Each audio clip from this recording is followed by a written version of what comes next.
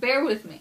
Like, that scene, it was so overwrought, but I feel like there's a need for more good tragedy in the modern world. We don't have as many really good tragedies, and that kind of makes me sad.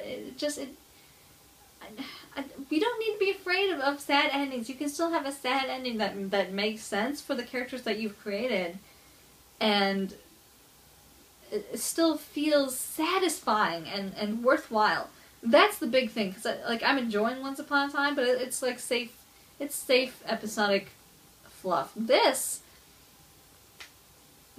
made me bawl. Like, I was a mess watching this this season, mid-season finale. Basically, when they return to Storybrooke, a curse is descending upon the town again, and it's going to send everybody back to the Enchanted Forest. But Emma and Henry can't come because they missed the first curse. Like, they are products of the real world, not the Enchanted Forest, so they have to stay in the real world. And it felt unjust because so much time was spent with these characters interacting with each other and in Neverland forming such bonds. It felt like, man, this is so unfair. They've earned better than this. But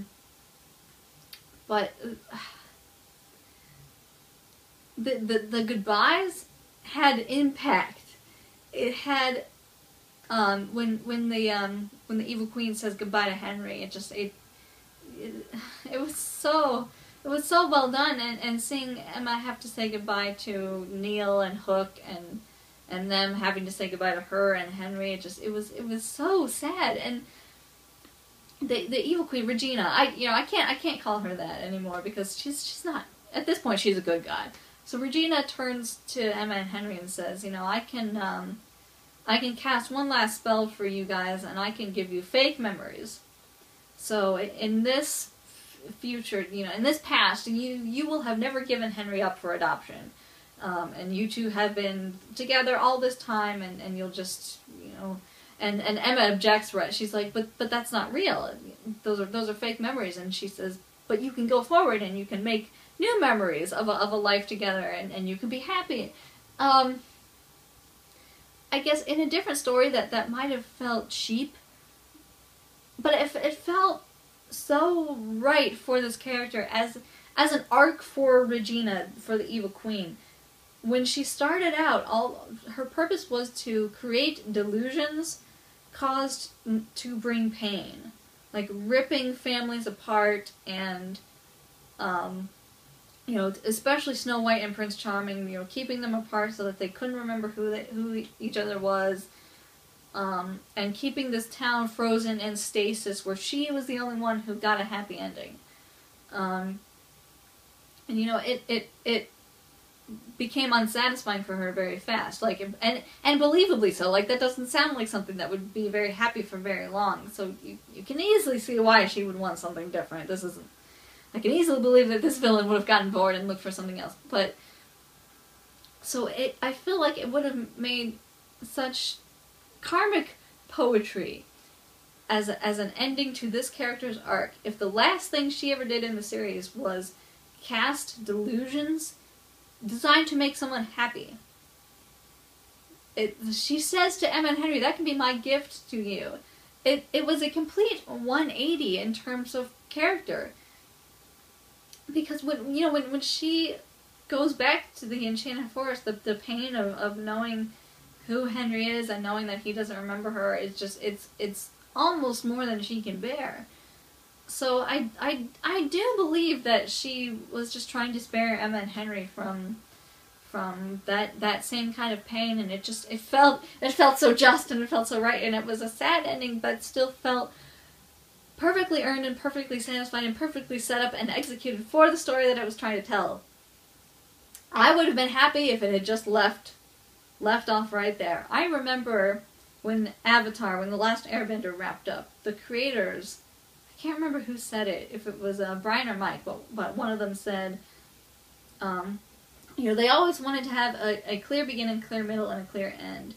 You know, he said nothing to him is. He said if someone came up to you and said, "I want to tell you a story that has no ending," who would want to sit through a story with no ending? And that, I think that's the problem with a lot of procedural shows and a lot of American cartoons that wear out their welcome longer than they should have been around. And I would not have been sad if Once Upon a Time had ended right there. My concern moving forward was that all of that good story stuff that we were getting in season 3, in the first half, would go away and would just be replaced by vignettes that had no direction, just more wacky hijinks in the magical world.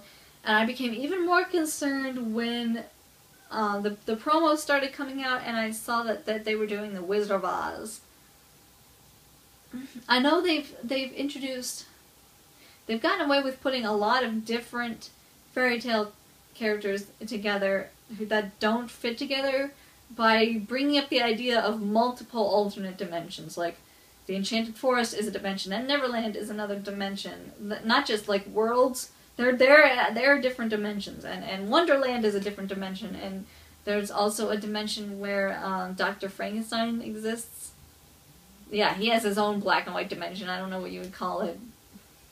But, sci-fi land? I don't know. But so now we've got Oz, which is another dimension altogether, and the Wicked Witch, which they could not be trying harder to make Wicked a hashtag for this. Like, oh man, that's... I just found out apparently Disney has been wanting to do an adaptation of Wicked for years, but this... I guess that's what I was afraid of. I was afraid that their version of the Wicked Witch would be Elphaba, just not as good, and I don't want to see Elphaba just not as good. You know, it would be an insult to her character. But that's not who she is. To be fair, this Wicked Witch is a character all her own, which is, you know, such a relief. Her backstory is much more interesting than, you know, what we got in with the stuff in season 2. I'm enjoying it. I am enjoying it, and at least I can say this, there does seem to be some kind of forward momentum with this new curse that Zelina wants to cast, and because it is at least a new kind of curse that could change things up in a good way. But they're going back in time, and I'm afraid it's going to feel like a rehash. Another thing about the show, the emotional moments are not landing. You know, Rumpelstiltskin died at the end of that was another thing about the finale of this mid-season break. When Rumpelstiltskin sacrificed himself, it was poignant, it was meaningful. They brought him back. You know, even though I suspected that they were going to bring him back, I still cried. He's such a major character. They're not going to get rid of him, but his death still had weight to it. When Neil died, I didn't cry at all. Like, it just, all I could see was, all I could do, I just sat there and thought, yeah, he's coming back. No, he's not dead. They're not on this show, because death is nothing in this show. Like, everyone ever has come back from dying in this show. So, like, and then they left. This is a perfect example of everything that I'm not liking about this show. So Neil's death had no impact, and then they left Rumpelstiltskin right there in the woods when they know that Zelina is controlling him. Emma Swan, who one of her characteristics is supposed to be thinking ahead and predicting an enemy's move so that she can catch them. Like, she's supposed to be very smart. This was a very stupid thing to do, because they left the Dark One in the middle of the woods for Zelina to just find him in a broken state now that his son is gone and he has nothing to live for. It was so stupid, and I know if there's magic involved, but I don't know. They could have taken him to the police station, locked him in a cell so that she couldn't control him. I don't know. I feel like there's a better way to go about doing this, and that those contrivances are still there. Like things happen because they need to happen, not because they feel organic. That being said, there is still a little bit of that emotional weight When they did Captain Hook's story, I loved that. Just now when they did Korra's story, in this past episode, Korra is not my favorite character, but this episode worked for me in a way that a lot of her backstory in season 2 just didn't. And I'm having a hard time explaining why. It just felt a lot more natural, and it felt like it tied more naturally into the characters that we are seeing, instead of just, we're gonna give the villain backstory so that she's not a one-note villain anymore. I don't know, I'm not explaining it very well, but it gripped me in a way that not a lot of the stuff with Korra ever did. And the stuff with Robin Hood and Regina is fantastic. That is one thing, like, they did... I was really disappointed when Robin Hood they didn't do anything with him. Although, now that Robin Hood is back in the story, shouldn't Mulan be there? Shouldn't Mulan be back as well? Like, she was... That's where we last left her, right? She was hanging out with Robin Hood and his men in tights. But, I don't know, I want to see Mulan back. She was fantastic. If they are going to put Regina firmly on the side of good this time, she's absolutely not a villain at this point. It feels right. It works for the story they're telling. I like the stuff with her and Robin Hood. I like the stuff with Captain Hook.